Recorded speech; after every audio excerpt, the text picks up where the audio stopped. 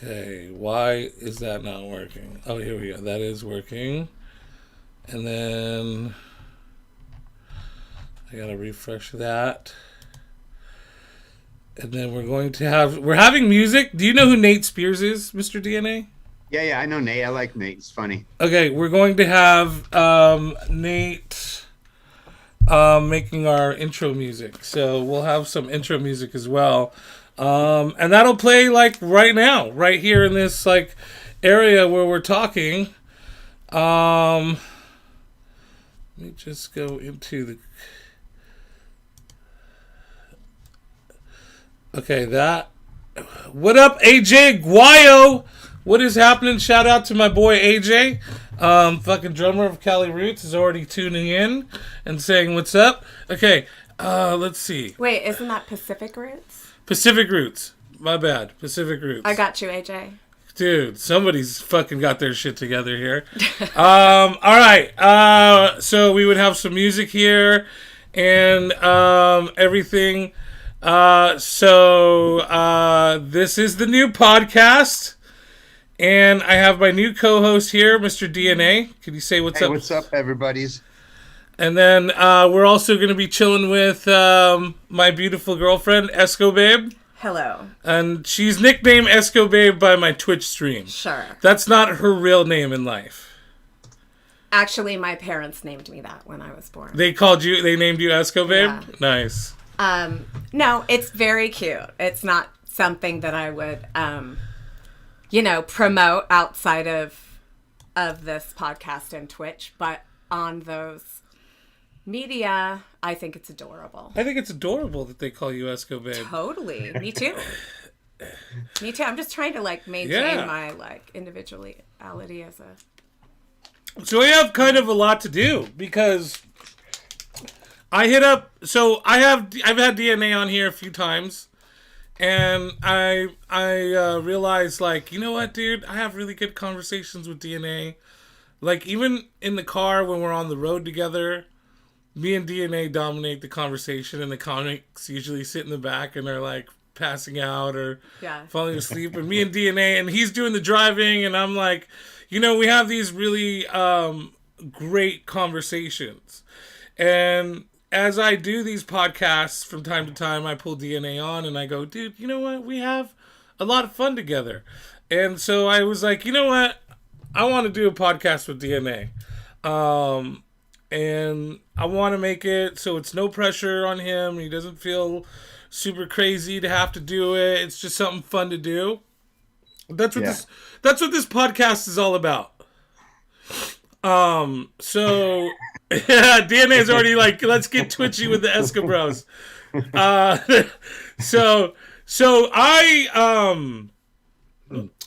Anyway, so I was like, let's do a podcast together. Let's talk about mental health and which I think is something that should be talked about definitely by professionals. We're not professionals. I was almost a professional. Really? Yes, that's right. DNA, can I ask you to tell us about yourself a little bit? Is that okay? Is that an okay time? Yeah, go for it. Yeah, sure, whatever. Hey, everybody. Yeah, I went to graduate school. I thought psychology was going to be my, thing I do for my career. And in graduate school at Sonoma State, I dropped out after a year and a half. But I was telling Butch yesterday, I love this show and the idea of it because it's giving me a chance to check back into that world. And, it's kind of forgotten knowledge on my part. I'm no expert, but I definitely was deep in, I just thought, wow, a field of study where you can study your own brain. Yeah. Like I'll never leave my books at home. You know what I mean? I always have the thing with me that I need to study. Absolutely. It's inside my head. And I said on the last show, I returned to therapy. I had never been in therapy. Then I started going about 3-4 years ago. And it's your brain is what you got, folks. You might as well tune it up. Might as well figure it out. It's such a fascinating organ. I mean, organ doesn't even say it, but the brain is so spectacular. And the more you learn about it and learn what it does is just Well, I think nuts. the thing too is like for me, I had, when I was a much more archaic human, and I didn't understand mental health at all, even though I was just oozing with mental health problems and stuff like that. I had a friend who started to have panic attacks at like 35, and like he would like just lose it completely and like not know how to handle it, and he'd say he'd get dizzy, and Sometimes people feel like they're literally dying. He when felt they like have he was those. dying. He felt like he was having a Yeah. heart attack. One time we had to pull over on the way to San Francisco and pull into a fire department in like San Bruno. And I ran in and grabbed the fire team and was like, "Hey, my friend's tripping. I don't think there's anything wrong with him, but he's tripping." And like I remember at the time, me and my ex-wife kind of giggling, about it, looking at each other like, "This fucking crazy fuck." Right. And then like years later, here I am, and I remember him explaining to me. He was like, "Bro, like, this is because I think we don't separate our mind from ourselves." Right. Like we don't do that in society. Yeah. And so like my friend was trying to explain to me, he's like, "Bro, this is one of the most powerful organs in your body." And even saying that is an understatement. Right. Because it controls everything. Everything, yeah. And it is you in a way, and that's the problem, is that we do look at it as, this is me, my brain is me. I don't separate myself. So when your brain goes, yeah, there's a fucking evil cabal of fucking Democrats that are fucking raping children for adrenochrome, Right. you're going to believe that. And I think that is like an extreme version of psychosis to me, where your brain just goes completely off the radar. But for the people that are listening right now and the people that are watching, are the people that I hope to reach out to, your brain goes, "You're not good enough. You're not smart enough. You're not pretty enough. What are you doing? Nobody wants to listen to you. Nobody wants to talk to you. Stop doing this. That person right now is upset with you by what they just said." And your brain is that powerful. Like how many times have you gone up to somebody and been like, "Hey, I'm sorry that I offended you when I said this," and because you saw an expression on their face that wasn't there because your Right. brain told you it was. Right. And then they go, I never got upset, bro. You're good with me." But then sometimes the other person has the same issue and is like, "Oh, was that about me?" Right. And then we have to have compassion for that person too and go, "I get it. I do that all the time." If there was a look on their face, it's like, God bless you that, you took that personally, and we're all in it at times, Right. Yeah, and that's the thing, man. I think that, and so as I do this, this is more, because this is more about me. When I first started this, You just got rated. Nice. Did I just get rated? Hey, Jakey boy! Rating with, excuse me, to the people on Facebook and YouTube. We are transmitting from Twitch, and so I just got rated. So I have to do this. I apologize to everybody that's not in the Twitch category. This is something we do here. We just got rated with a Party of 26 by Jakey Boy Arts. My very good friend, Jakey Boy. What's up, buddy boy? How's it going, Butch? I gotta race off, but I hope you have a lovely stream. Thank you, sir. Thank you, Jakey Boy. Shout out to my boy, Jakey Boy. Give him a follow, you guys. That dude is one of my favorite streamers. And for those that are just piling in from Jakey Boy's stream, we're having a podcast right now, and we're talking about mental health like we usually do. And I think the thing is the majority of when I say mental health is, what is this about? What are we normally talking about? Like, I'm talking about the common I have depression, I have anxiety, like, what do I do? You know, like, where do I go? And these are, again, and what I was saying when I first started this was about me. This wasn't about anything else. So when I talk about what I go through, that's exactly what I'm doing. I'm not saying this is advice. This show's not advice. This podcast's not going to be advice. It's not for you to go ahead and follow. I am basically, when I talk about myself in my context, or I think anybody else on this podcast does, is DNA talks about himself, or, you know, any of the guests that we have on.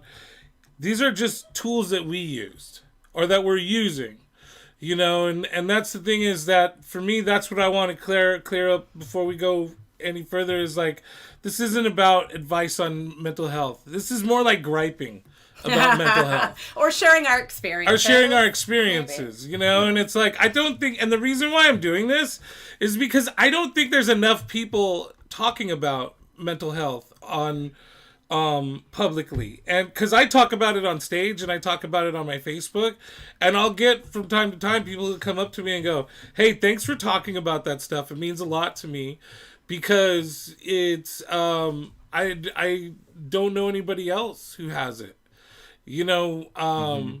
I just had a friend now. Meanwhile, they do. They just they do, and people act like it's like, that's the thing, is we were just talking earlier, and I don't think, as long as I don't say this person's name, there's anything wrong with talking about a little bit, is that I just had a friend who's going through a mental health struggle, and it took forever to get him to go see help, because they felt like it was a failure. Like it was a failure on some way. And then when they got diagnosed with something that everybody kind of knew they had. So did he. And so did he. And so, you know, he also felt ashamed by that. And then when he was given the medication, he felt ashamed by that as well. So, like, you know, and I tried to explain to him there's nothing wrong with any of those things. In fact, when I got a diagnosis, it was the best feeling in the world. And everybody reacts differently. It's really hard for some people. But I wanted to know that I wasn't just like an asshole. Like, I was really grateful to be like, and also to have a template for how to deal with it, is like, I'm not alone. I'm not just a dick, you know.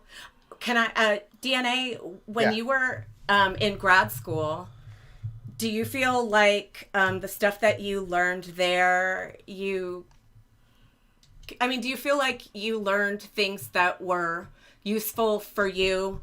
I mean, I know that you're probably studying to be a clinical practitioner. No, I wasn't. I State was a really interesting university, because they had a behavioral department, which is what most people go into, is behavioral psychology, you know, to be a therapist, or to work, you know, in a lab on mice or something. And I hated that. I didn't want to dissect mice's brains.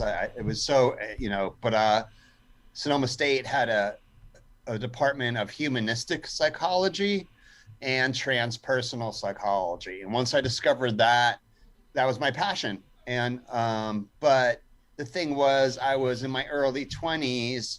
I was dealing with my own brain stuff that I had no handle on, and would not have a handle on for another 30 years. I didn't know what was wrong with me until 3 years ago, when I got diagnosed with audio processing disorder. So that put my whole world into perspective. So like you're saying, I had no handle on my head. I didn't understand my ups and downs. I didn't understand why my moods went black. I didn't understand why I couldn't talk sometimes. I didn't understand any of it, and there was no framework. And then my diagnosis was it was amazing. It was like being blind and then putting on glasses. Yes. And you're like, oh my God, I can see details. You know. And so that's how it was for me. But I mean, I learned a lot in grad school, and I grew as a person, but it was only recently that it all kind of came around for me. And you felt to go back to what we were saying earlier, is like the brain, like each person has their own reality. your brain creates your reality. And whether you believe Democrats eat children or you believe Muhammad is God, or you believe, Jerry Garcia is God. I mean, you can convince yourself of anything. So why not take a chance to listen to me and a couple of other, uninformed people talk about, Totally. what it's about. It's powerful. You go into statistics before Quar, the stat was 25% of Americans are depressed. Wow. What's it now? 75%? Right. Yeah, that's the thing. And it's a lot. It's a lot. I think it's always been that, but I think that we hid it for so long. That's the thing, is that I was trying to explain to Rebecca yesterday, was like, my friend and me are around the same age, and we come from a time and period where I remember watching our TV shows, and it was a lady laying on like a couch-like thing. Right.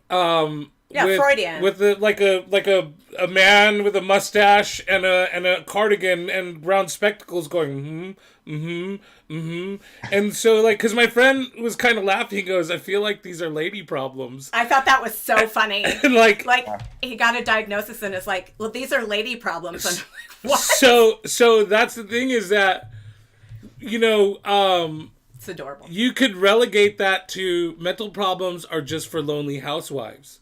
And because that's what we were watching on Sure. TV back then. And it's like we've had generations of men who went out to another country just to kill other men. And they come back and we expect them to be part of society simply because they're men. And that's the top of it. That's the top of that, right? But then you go down to like men who were raised in a completely different society 20 years ago, like me and DNA, and are now and DNA's, he's a very liberal thinker. He has a different trajectory, but for a guy like me who was raised in a very manly, masculine, and I don't know how you were raised, I'm not saying that you weren't, but I'm just saying, like, for me, it was like men act this way. Men don't have feelings. Men don't cry.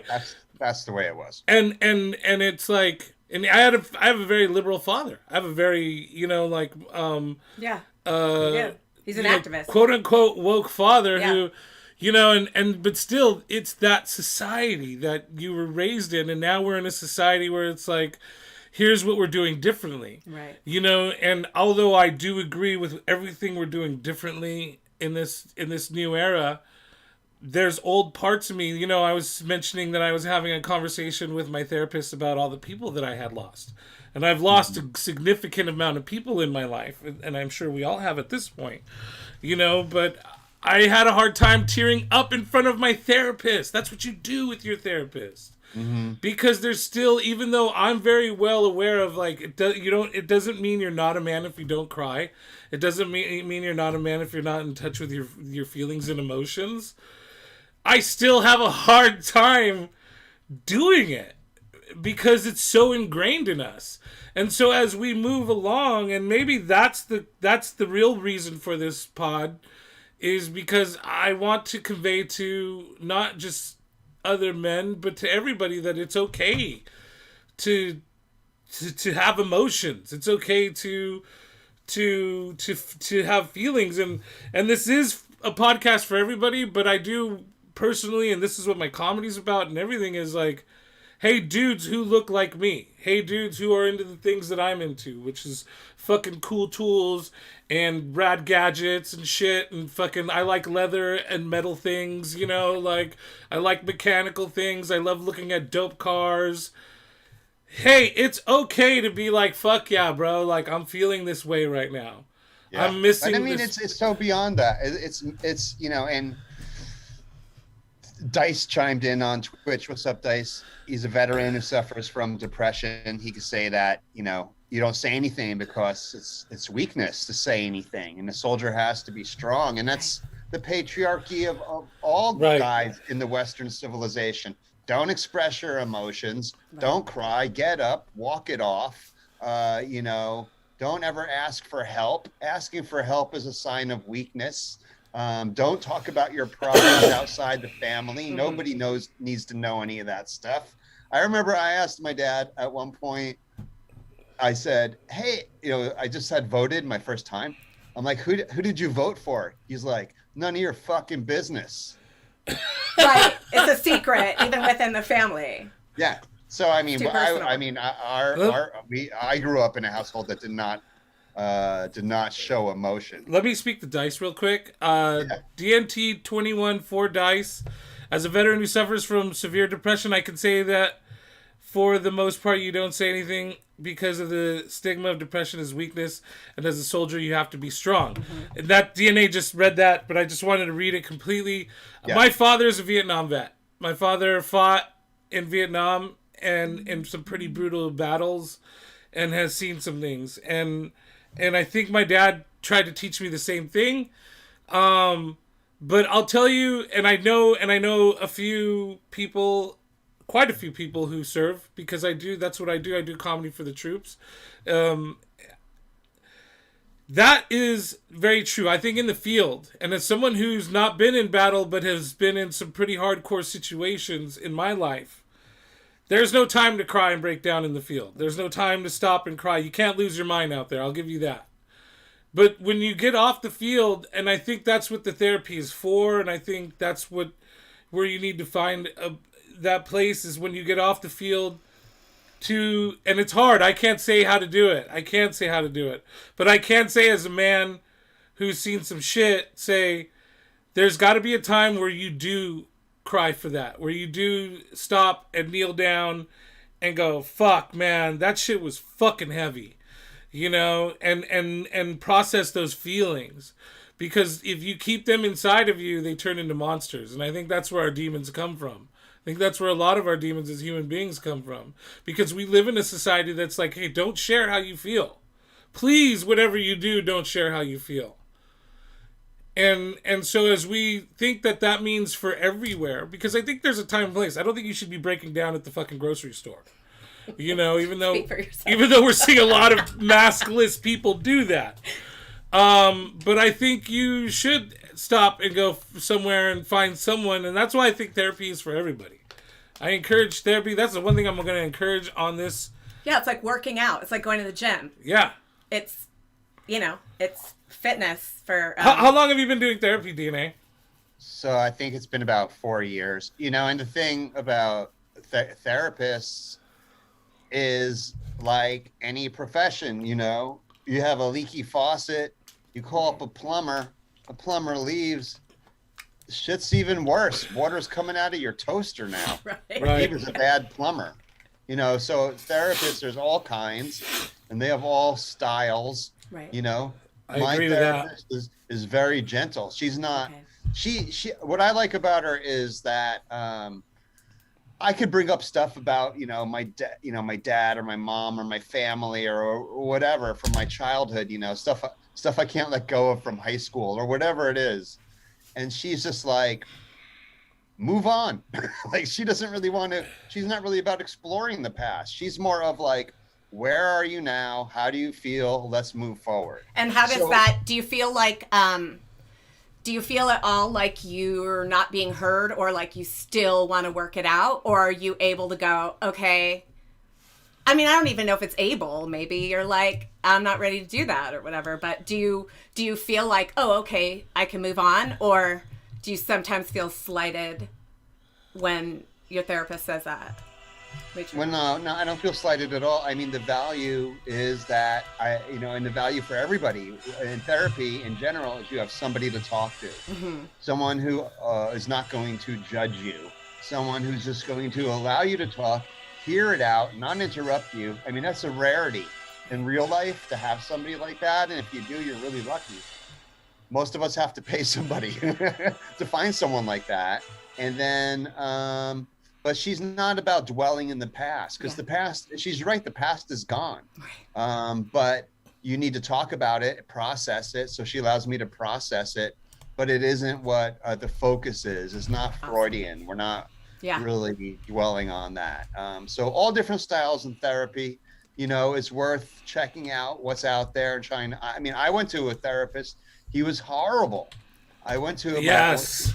This guy was terrible. He was he was in my, whatever, Insurance. HMO, my wife's healthcare. That's why I went to him. And so, so I was going because I was feeling threatened by some abusive person. Okay. And so I go to this guy, and the therapist goes, "You working out?" I was like, "What?" He's like, "You working out? Like how you gonna defend yourself?" Like, What? yeah, this is the first session, and I was like, "I got pepper spray." He's like, "Oh, you're gonna go to the woods? You're gonna go to the woods? Try it out in the woods?" Are you serious? Yeah, He's I'm a weirdo bully. I was like, you want me to like blind a squirrel? Like, that's gonna make me feel better about. And then he's like, "How am I doing? I need you to fill out this survey." I mean, it was the strangest, weirdest. That is fucking weird, bro. And I went back twice, but I stopped going, and so that was bad. That was a bad therapist. So don't stay with that person. Try to find somebody new. I mean, yeah, sometimes you got to really, I mean, like anything, you got to find that person. Maybe you could be recommended to somebody, Mm-hmm. Someone who's seen someone good, get recommended, see if you can get a slot. Yeah, they're not all great. Yeah. Mine is actually through Obamacare. And she is absolutely wonderful. And I have that same gift of somebody who really listens and I feel heard. But it took me over a year of being on a waiting list to get a therapist, which is sometimes a reality. And I so desperately wanted a therapist, but I'm older. I've had a long time to be like, okay, I'm over this pattern. Like, it's not working the way I'm doing. It's not working. So I was ready. And so I was willing to wait. But I think people that are in a different place in their lives, that could be a real I went to a guy. So for me, I went to therapy right after my mom died, like a little under a decade ago. And it was awful. It was a guy who didn't speak good English. And I don't mean to be against people who don't speak good English. People with accents, I love you. But maybe not be in a field where you have to communicate is key. Because I would go, yeah, this is going on, blah, blah, blah. And he would be like, so tell me, would you like to... And I would be like, what the fuck did he say? And I didn't want to be rude and be like, I don't understand your fucking accent, bro. So you pretended like so I pretended for a whole year. For this guy, and then I just was like, fuck it, dude, this therapy is for the birds. It wasn't until things completely fell apart that I was like, bro, I'm about to off myself. Like, it's so painful. I need to find somebody. And so the first one I got was this fucking dude with this beautiful mustache. Brad. And he had a fat cardigan with a big curly fucking knit coming out and a zipper, and he and the room smelled like pipe, and everything was made of leather. There were books behind him, and he would go, mm-hmm, mm-hmm, mm, mm, mm-hmm, mm-hmm, mm-hmm, mm-hmm, mm-hmm, mm-hmm, mm-hmm. And I go, what the fuck are you fucking mm-hmming at, motherfucker? And I was losing my shit. I always want to be like, did you go to grad school for that? And then one day I forgot that I had set up another appointment because I was shotgunning appointments because they were like, it's going to be months. It took you a year to get therapy. It took me 4 months. And so I shotgun appointments, and I hear this, very friendly, little voice, and her name was Kristen, and she was like, hey, I just ran across this. Sorry to get to you so late. Please give me a call. And I said, fuck it. And I ended up having to pay for an extra session with her before I could cross over, but it was worth it. I broke down crying on the spot. And instead of her, let's start, because the other guy too was like, let's start from the beginning. from you were first born. And I'm like, bro, we have a fucking hour a week, dog. I need to fix some That'll problems take 40 now. something years. Yeah, and so he, so she goes, well, tell me what's going on now. There we go. And we'll start from there. Yeah. And we would go from there. And I had her for about 1.5 years. And right before she left, I remember my first epiphany, like at about a year marker. I'm in the office, and then I always talk about it on a podcast where I realized life is the river. I'm just this boat that moves along it, and knowing that relieved me of so much, like realizing there's nothing you could fucking do about the trajectory of life. You could change a little bit here, you could get your little udder or oar and move a little to the left of the river or to the right of the river, and you could maybe dodge some rocks, but you can't stop that forward motion. And knowing that took so much weight off of my chest. And she did such a good job of letting me talk to myself. And that's what, and to find out later, I think it was like 6 months in, she was a mindfulness therapist. I didn't know what mindfulness therapy was. I didn't have any fucking clue what mindfulness was, and I just took this, what I thought was a very sweet person who was a nice listener and was guiding me in the right direction as just a regular, average, everyday therapist. And slowly we discussed mindfulness. Yeah. Mindfulness kind of came to me a little bit before, but I don't think I was ready for it until that convergence happened with therapy, And Can you just explain it just a little bit what that means, what mindful therapy is? I think mindfulness therapy is a different type of therapy. It's infused with Buddhism. I think mindfulness and Buddhism are pretty much somewhat the same principles and things, and I think mindfulness might be to some a better way of just saying Buddhism, because Buddhism sounds like a religion, and this isn't, and I don't think Buddhism's religion, but I definitely think mindfulness steps away from all of that and just uses the practices of Buddhism, where it's like we're all one part of this world. I think the main thing from Buddhism that I gather and from mindfulness is that there's suffering at every level of life, and I think that's what Buddhism teaches you, and it teaches you how to deal with the suffering. It teaches you how to understand the suffering in life, and it teaches you that suffering's not all bad, and I think that's what mindfulness therapy does for me. And and again, I'm not against medication. If I felt like I needed medication, I would definitely take it. But this so far therapy has done enough for me to go, okay, I'm surviving off of this. Mm-hmm. I didn't mean to say mm-hmm. They do teach you that. DNA? Yeah, they do teach you that in graduate school. It's a whole class. Okay, I'm just class, going, repeat after me. Mm-hmm. Mm-hmm. Mm-hmm. And then you write something down. Mm-hmm. Yeah, I know. Get out your pipe. Go ahead. I know what I was going to say. So this kind of harkens back to what we were talking about before, but DNA, you mentioned that we all have different experiences in the same moment. We can be in the same place as other people and experience two totally different things. We can see different things because our brain focuses in on different things. And so I think that a lot of times that can be, our brains absolutely filter what we see in the world. It's like two people going to the same movie and one loved it and one hated it, and they had two totally different experiences.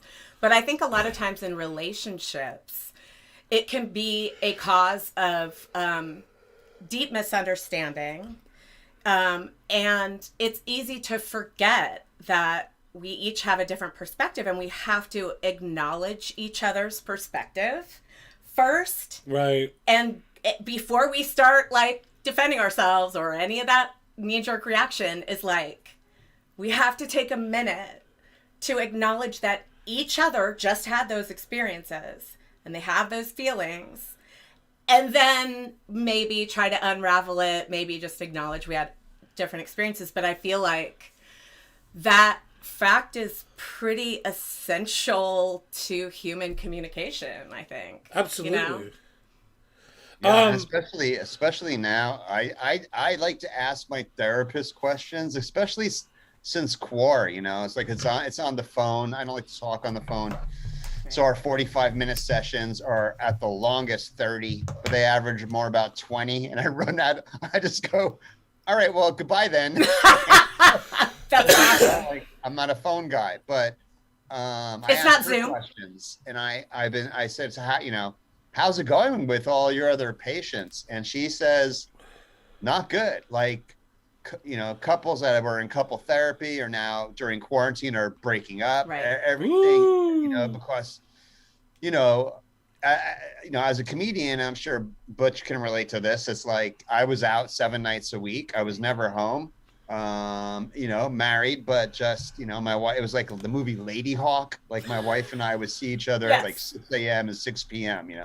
Right. I was going out or she was going to work or whatever. And well, now we've been together more in the last year than we have in the last 18 years. Right. And yeah, it's brought all the issues to the forefront, Sure. the different ways we see things.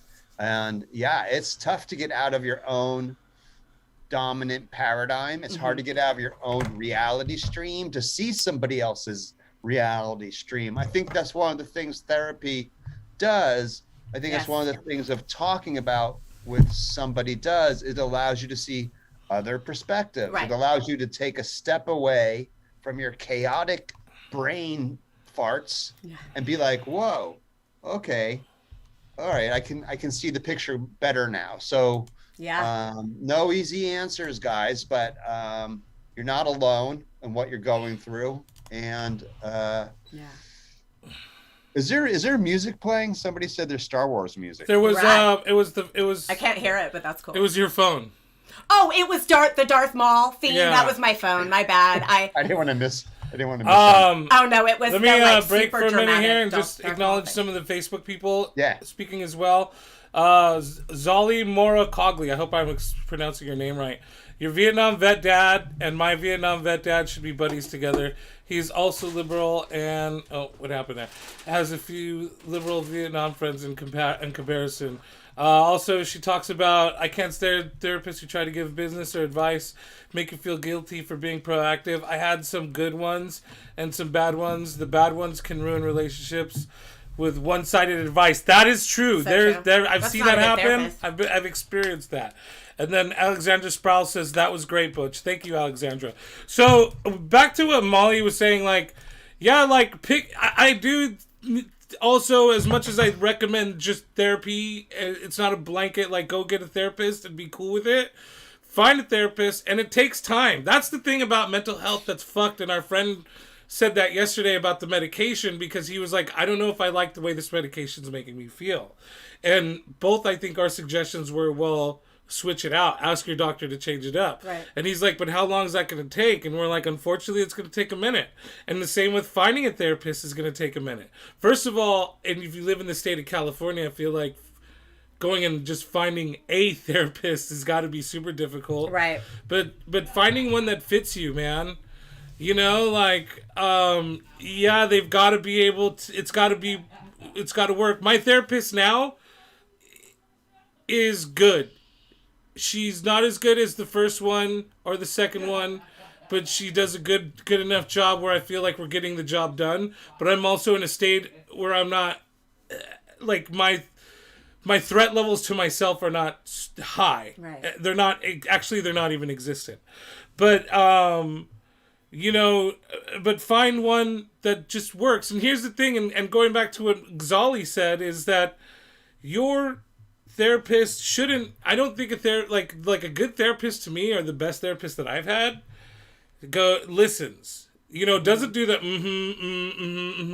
What even my therapist does now is I'll go, I believe this to be blah, blah, blah, blah, blah. And she'll go, okay, well, why do you believe that? You know, and it's like she'll slowly let me break down, okay, so do you think that's true? Yeah, I do think it's true. Okay, where have you found the evidence in that? You know, and she'll slowly, like, guide me into my own corners. you know, or she'll slowly guide me into my own affirmations or my own epiphanies. Right. And that's what I think a therapist is it's a conversation with yourself, with someone else kind of helping with the pitches. You know, because that's what you should be doing. You should be having a conversation with yourself. Right. We sit there and we watch crazy people go, that guy's crazy, he's talking to himself. But is he crazy? Maybe that guy's crazy because he's got mud all over his face, you know, and he's carrying like a fucking machete and he's walking down the street talking to himself. Right. But I don't think all people who talk to themselves are crazy. You know, I admire... Aren't those crazy people, for them, it's real. Yep. That's their movie they're watching and living in, you know? And that's the thing, going back to what you said, take other people's perspectives. You know, and that's the thing is, that's all you really can do sometimes is look at somebody from their own perspective. Yeah. You know, I think that's one of the things that me and you know, that's the thing is like, yeah, that guy, you know, how many times have we seen the person on the street, you know, looking all disheveled, you know, falling apart, you know, eating stuff out of the gutter, you know, and they're talking to themselves and you're like, that person's crazy. But what about like the hedge fund manager on Wall Street who's a complete psychopath? That guy's a psychopath.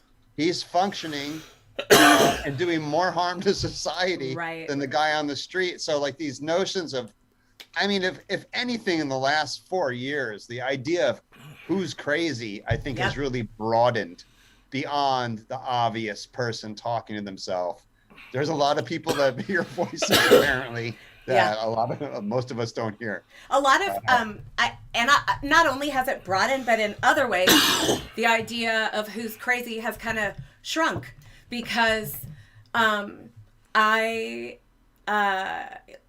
I see people that are travelers on the street, and we oftentimes, you know, homeless people or travelers or, you know, outdoorsmen, whatever you want to call them, a lot of times we associate that with some sort of craziness.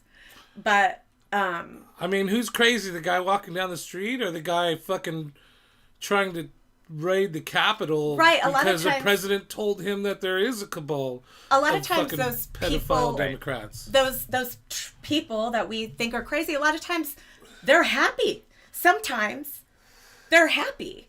Sometimes the simplicity of their life they're okay with. Sometimes, and so it's like, well, who are we to say that's crazy? Because sometimes I'm not happy. So it's like, you know.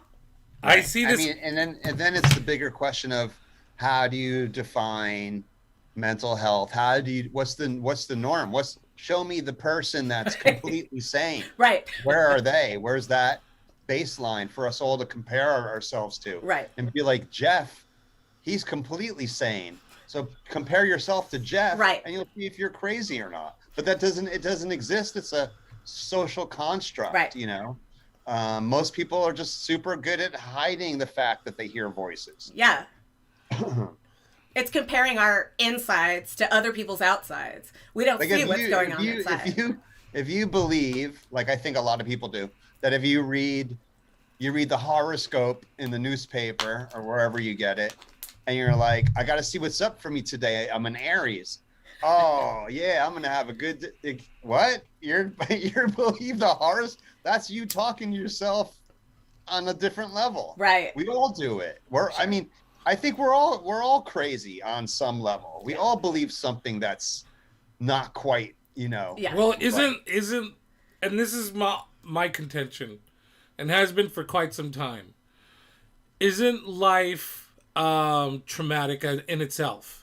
Like from the time that you're born, like sliding out of your mom's body into a new world and taking on this whole lights. People are in your face. Somebody picks you up, slaps you.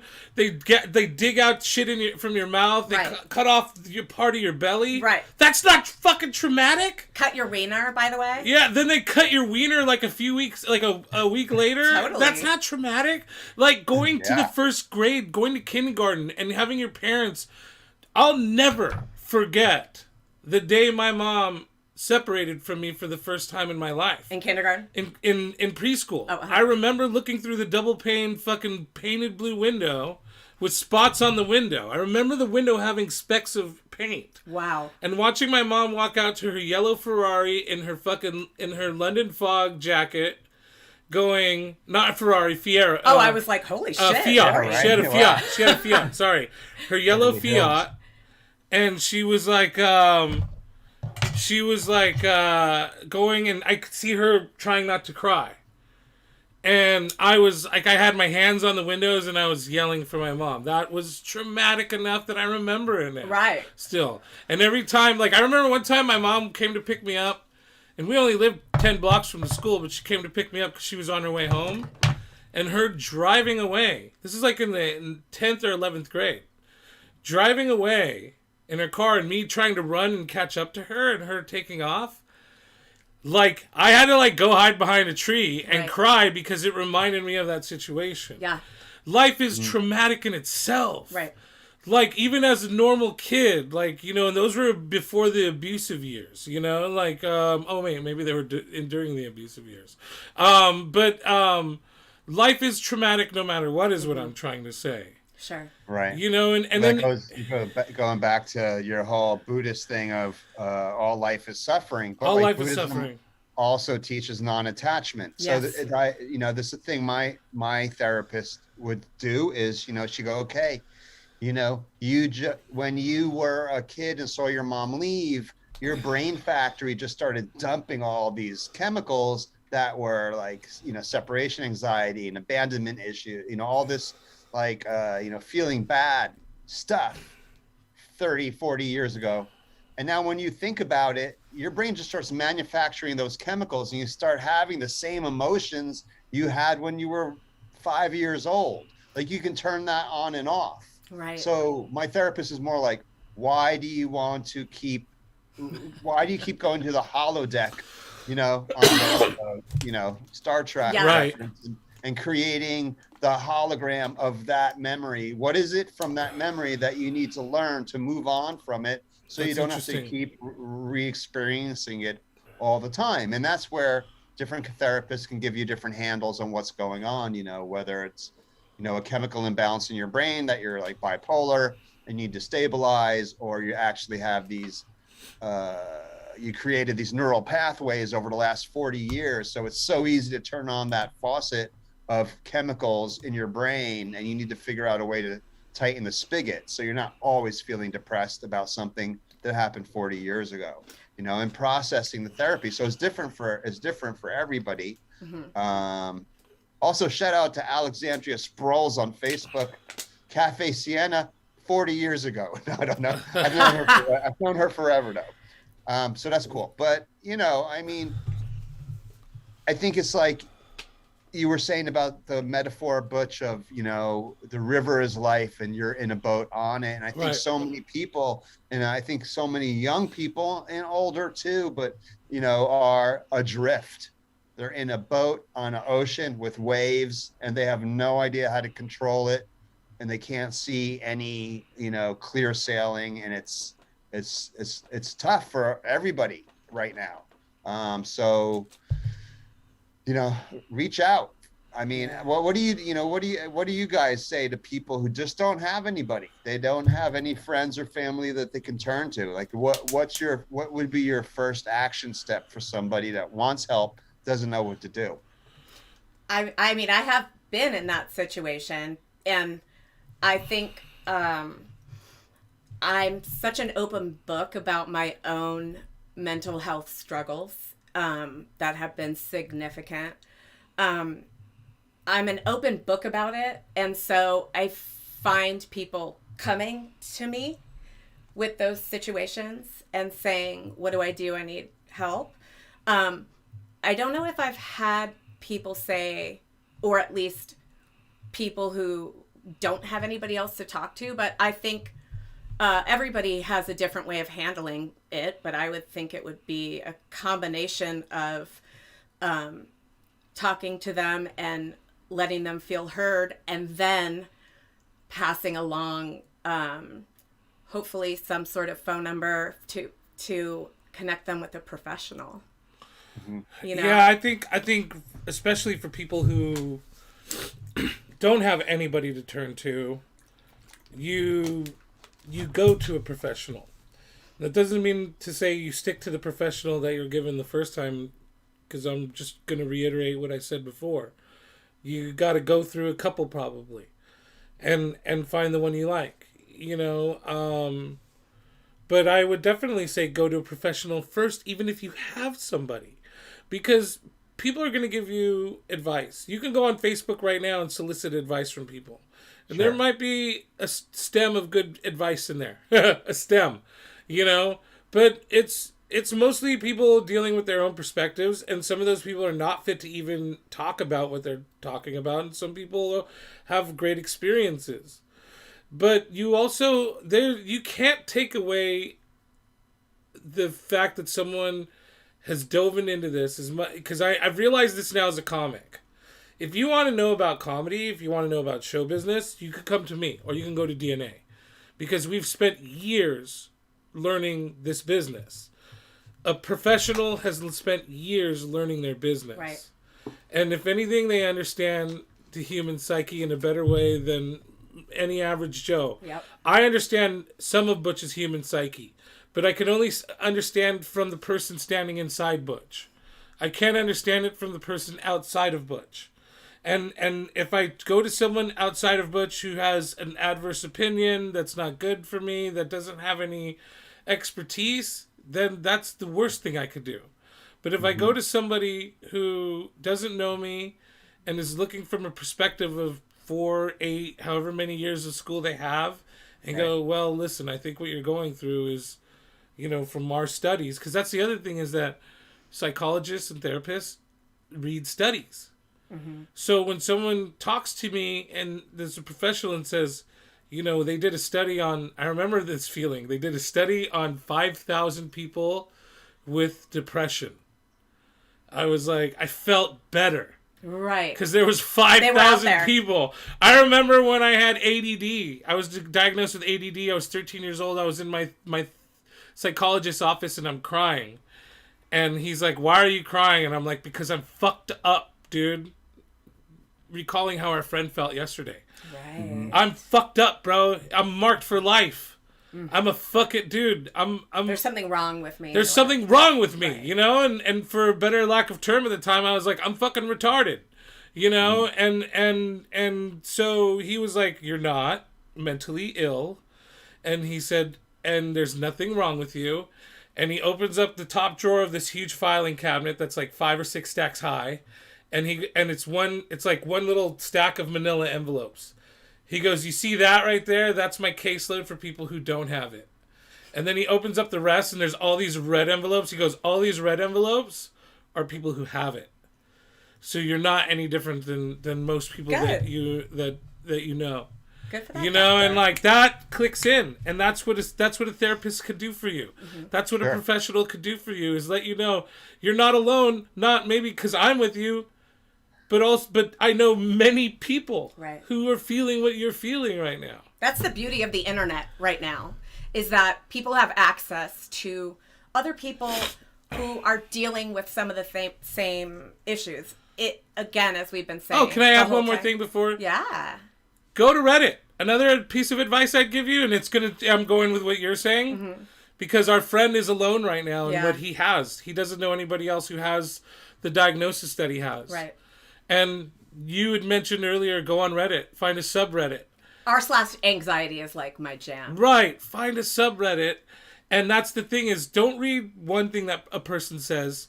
Read everything that people say, and you will find information to help you. Go ahead. Sorry to interrupt. Well, I don't even remember what I was saying because it was a super long time ago. But but I do want to say that I am an absolute open book about meds, because there's no shame in it. It's the same thing as full disclosure. Butch has diabetes. It's the same thing as him taking his insulin. I have no stigma about it, even if other people do. That's ridiculous. But I definitely needed to get that the actual brain chemistry under control before I was able to move forward as a person. I mean, Right. I know that I was moving forward as best I could, but I don't think that therapy would have been quite as effective for me. And so this is just my experience, and certainly not everybody needs meds, but I just wanted to have a, show a perspective from here that there are people who have significant brain chemistry issues where meds can really help. Right. And it's kind of the same thing as finding a therapist. You really have to stick with it until you find the right one or the right mix or whatever. Because I'm totally taking a shit ton of them. But, and I feel kind of weird about it. I keep mentioning it to my psychiatrist and he's like, well, is it working? And I'm like, well, yeah. And he's like, let's just go with that for now. And I think that's the idea is like... But it takes a while to get that for me, and I know for many people, it takes a while to find the right one if that's the route you want to take. And that's the thing, I think, for me is like when I remember my doctor saying, hey, we need to put you on insulin. And I was like, that's an extreme, bro. Like, I have to put fucking shots into my body now. And like, I was mad because it was like, and it's like, but why are you mad? Right. Your body, this thing called insulin is a synthetic form of what your body should be producing. Yeah, it's going to make things better. Right. So meds for mental health is just that.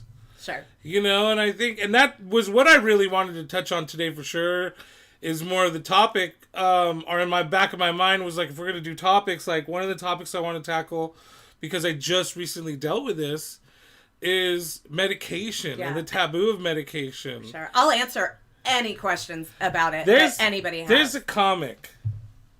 Man, I heard him on NPR. My dad gave this to me because I was severely depressed and I had severe anxiety to the point of where my family was like, we can't even leave this guy alone. Wow. And my dad was like, maybe medications. And I was like, no medications. Right. That's for girls. That's for girls. And he played for me this comic on NPR, and I can't remember his name. But he talked about having to take medications. Wow.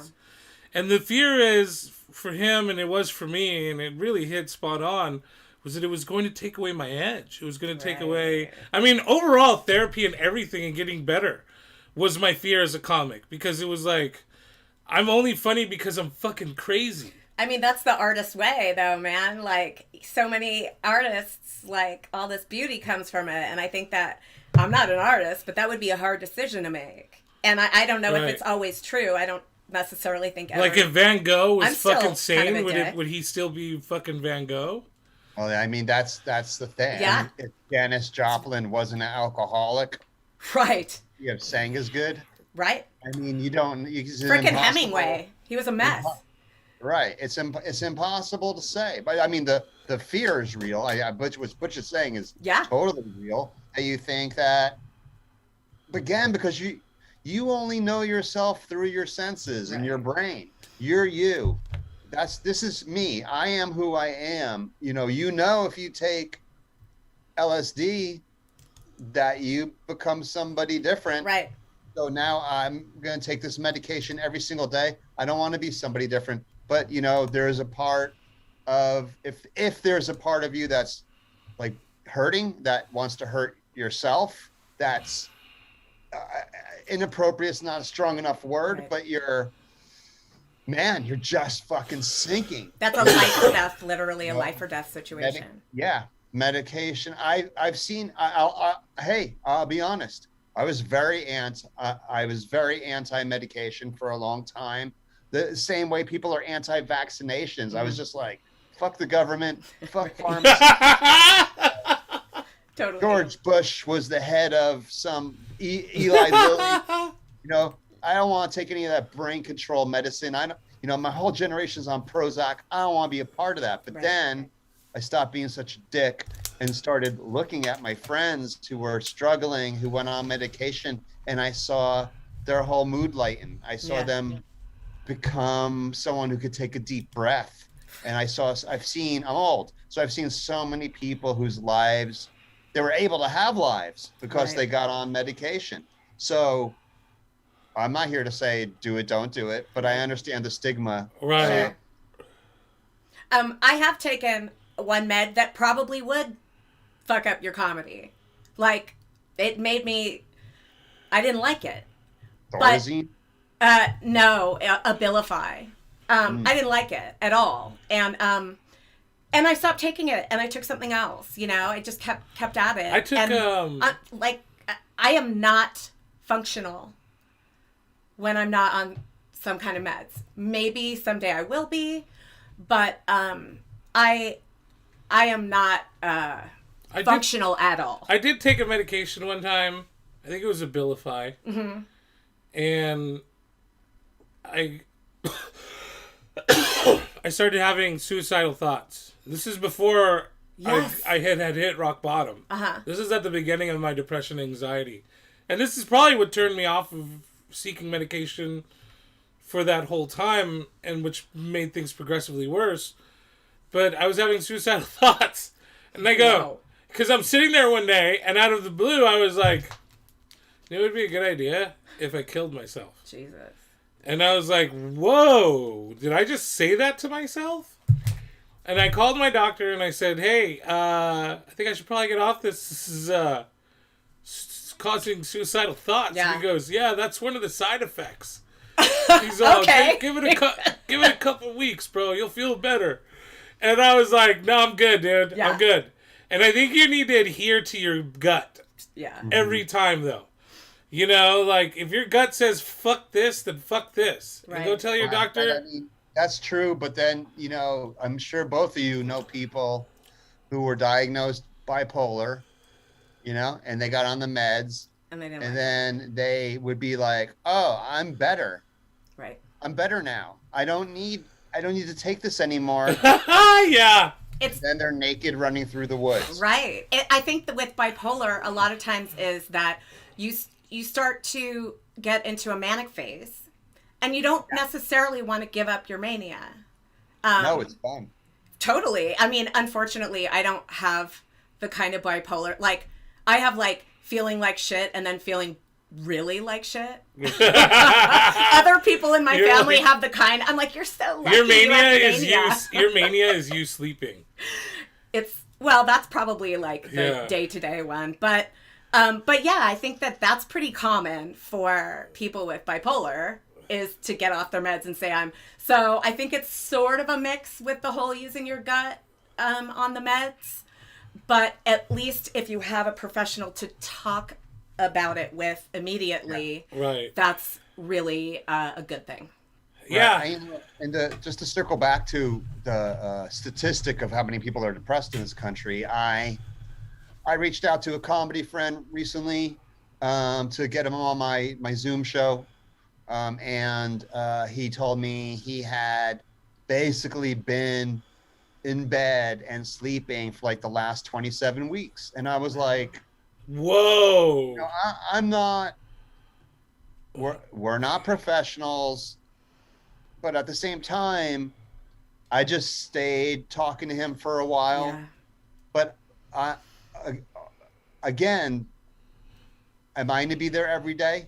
Should I be like, you know, you always tell people, hey, you know, if you need someone to talk to, you know, call me. You know? Yeah, that's why I never say that. well, I do. I mean, I say it to people Yeah. that I will answer the phone in the middle of the night. Yeah. Like, if I have said it, but I definitely mean it. Like, you call me, I will get up, I will go sit in the front room, and I will talk to you, even if it's 2 or 3 in the morning. But when it's somebody that I know on, you know, like just a comic, and I'm cool with them, and someone died, I like to offer a little bit of advice when it, you know, someone that I know, so a comic that we know, their father just died. Not the one that we know collectively. It's one in Sacramento. And I reached out, but I don't know him well enough for him to call me in the middle of the night every night. I might answer the phone the first time and be like, all right, bro, what's fucking happening here? Right. You know, but the second or third time, I'm going to be like, you got to get a fucking therapist, right. or, you know, or a homie. I mean, it's not for us to take that responsibility on. And it's because, like you guys have been saying, we're not professionals. We're not professionals, and we can be there for somebody as a friend or share our experience. But if somebody's actually in crisis, and I'm not talking about somebody who just wants to talk and get something off their chest. If somebody's in crisis, you can be there for them as a friend, but not as a therapist. Right. And that just helping somebody get connected with a professional, if possible, is usually, you know, what I try to do. It's a little bit different if it's like your best friend or whatever, but like, you know, if somebody's in crisis, that's over our heads. Well, you got to do what you can to help, and I'll be honest with you, be compassionate, you know, like I tell every human being I know now, or I at least try to say, be compassionate, you know, even with strangers, you know, I saw these two guys fighting in the street one time, and they were lovers, and they were fist fighting. Yeah. And this one beat the crap out of the other one, and I stepped in and I told the other guy, hey man, you know, back off, stop fucking hitting that guy. And he stopped, and he stood there for a minute, and one, I took compassion on him because I was like, you're gonna go to jail. You're going to go to jail now, you know, and so you might be there for a while. So I said, go say goodbye to whoever you got to say goodbye to. Get the fuck out of here, bro. Yeah. And he took off running. And the other guy, I didn't know him, but his heart was broken. He just broke up with someone that he loved, and then he got the fuck beat out of by that person. Right. And so I just hugged him, you know, and I'm not going to be there every day to hug that guy. I didn't even give him my number. I wish that I kind of did, just to be like... You sat with him for a couple hours. I sat with him for a while, and I just hugged him, and I was like, hey, man, you know, like, just give him some compassion, some warmth, you know? Because who knows what his journey's going to be like from that point. Didn't you also get him connected with his mom, though? Yeah, we called his mom, and because I said, you got to get out of your house tonight. Right. I said, you can't come back to your house. And we stood there while he got his stuff out. And I said, you got to get on a bus and go wherever you're going to go. You have to get away from this relationship because you'll come back to it. You know, I promise you from experience, you'll come back to this.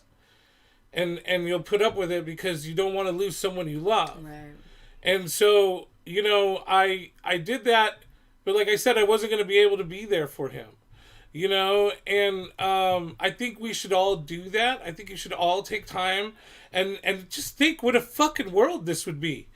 If we all took a couple hours to be compassionate towards someone, maybe you wouldn't need a long-term friend overnight. Right. Every night. You know, maybe you wouldn't have to put yourself out there. If you need me, I'm there for you. If someone's a dick, though, and they're a dick to you, it takes... somebody who's incredibly evolved to be able to have compassion for that. I'm not always there. I'm not quite at that point. Well, you know what? I'll be honest with you. My dad was always there to talk to. You know, he was. But at some point he was like, hey man, I ain't gonna always pick you up. Right. You know, I'm always not gonna pick you up off the floor either. Because at some point you have to do that on your own. Mm-hmm. You know, and to be honest with you, if my dad didn't do that at a time when it was most crucial for me, that I thought it was, I wouldn't have sought advice from a therapist. I wouldn't have gone to a therapist. I would have kept going to the same person that had very little expertise in helping me, but did all they could, which was my father. Mm-hmm. You know, but he was like, hey, I'm an old fucking man, bro. Right. And you got drama after drama after drama. Meanwhile, that was a gift. You might have been pissed off at him, but meanwhile... I wasn't. He was there every time. Okay, so you understood. But he did keep saying, hey, man, there's going to be a point, you know, and that's when that was my cue to stop hitting him up. Well, that was a huge gift he gave you. Look at all these cool things that came out of it. Man. You know what I mean? Oh, amazing. And I think that's the key at the end of the tunnel here folks, is that, our traumas, our issues, the things that we go through, in the end can be good things for us. Because when I was going through that and I did seek therapy, that's around the same time that I was meeting you and that we were getting to know each other better. And I don't think if I stayed the same person, I wouldn't be with you and I wouldn't be as happy as I am. And I wouldn't be as happy as I am here in life. I wouldn't be talking about this. I would not be dealing with this fucking pandemic very well at all if I didn't have. So yeah, that led me to more gifts, more things to be appreciative for. I think we're gonna wind it down here. We're at about an hour and 10 minutes. I know I never want to go past an hour and a half on this, you guys. So if you're tuning in, if you're listening, if you're watching later, it's not going to be a long one. It's always going to be a short and sweet, and it's just checking in. And I appreciate Zali Mora Cogley for being here. And hey, if anybody's got any ideas what we should call this thing. Yeah. Alexandria Sprouse, thank you for being here. D&D 214 Dice, thank you for your input, my friend. It's appreciated. Jello Riley, fuck you. Jakey Boy Arts, thanks for the raid and all the people that came with Jakey Boy. I love you. And what were you saying? I'm sorry, I didn't mean to interrupt you. I was just saying, if anybody has any ideas what we should name this chatting with the ESCOBABE, mental health Tuesdays, not comedy hour. That one's taken. No. I was thinking, what I was thinking earlier today? I was all, this isn't working. How about you guys are mental? This isn't working. Oh, I like that. This isn't working. Because how many times have you taken a pill or taken something, right, and you're like, this isn't working. This right. isn't working. It just doesn't work. Nothing works. Or nothing works. Nothing works. Well, you guys or this should isn't just working. Figure that one out. Yeah. I just want to, I want to just go back to how even the sanest people are living in their own reality stream.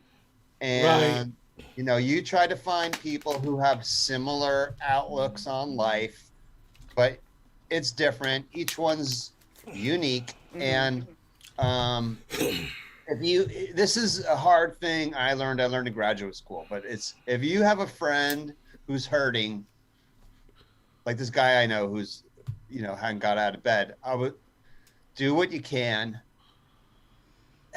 try to help. And also I love the way Bush is like, I sat down and talked to this guy for a minute. It's like, oh, actually it was a couple of hours. Oh, actually I tried to help this guy get to his mom. Yeah. That's the Butch I fell in love with also. Thank you. He doesn't see it, but I know he doesn't. Part of his charm. But my point is that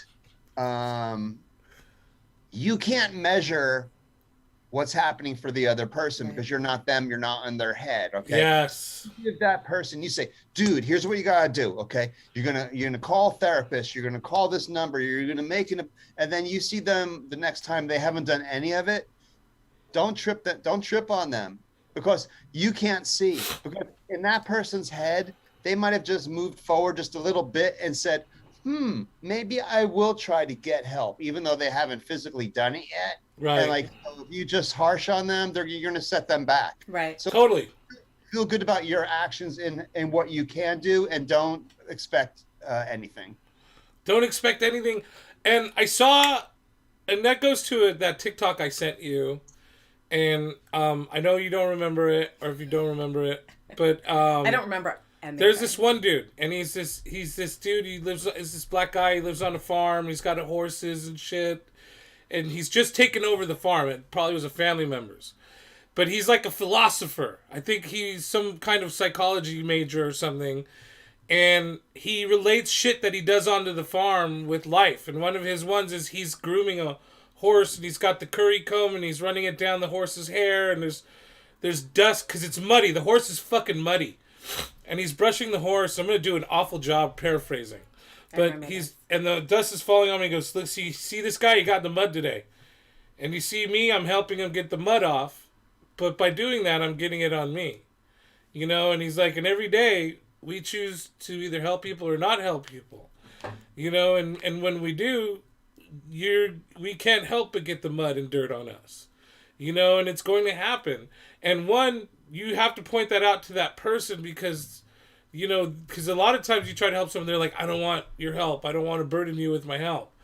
I'm volunteering to do this. Right. Is what you're saying and he's like, and as I brush this horse and get his dirt on me, I'm volunteering to do this. Now I can't get mad at the horse for going back out and getting dirty, right. And I can't get mad at the horse for having mud on him, you know, and so because I've taken on that responsibility, and I think that's the key there is that when you take on the responsibility to help somebody, do that in the capacity of that you're just helping them. Don't take it personally if they don't take your advice. Don't take it personally if they go back out and get messed up. You are helping somebody else, and you are taking on that person. So in that capacity, do your best to just be compassionate. You know, and I think that to me is what I try to do. You know, like I said, our friend who calls me, sometimes he's drunk or he'll be upset and he calls me and he goes, dude, I'm sorry, I hate doing this to you. And I go, bro, you're my brother. There's no choice. At least he's calling, too, and wanting to talk about it. You know, and this goes for a lot of my brothers. You know, DNA's my brother. Like, all of my homies from the South Side, those are my brothers. I choose to help you. And I'm not going to judge you. And I'm not going to get frustrated.